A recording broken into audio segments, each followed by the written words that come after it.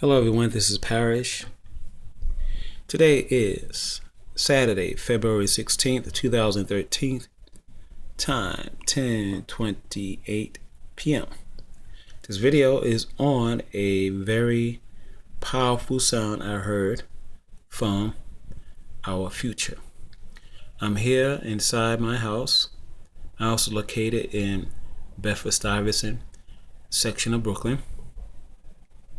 Around 10:26 p.m., around 3 minutes ago, I was on the internet just checking out a few things.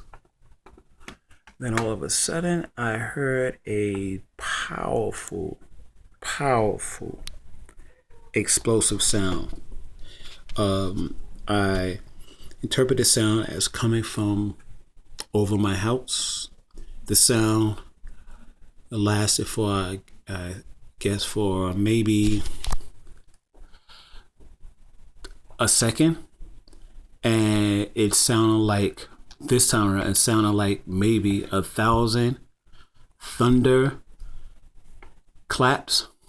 It sounded like boom, and it entered the top of my head. The sound filled the whole part of my head, and it disappeared. Once again, I'm gonna say it.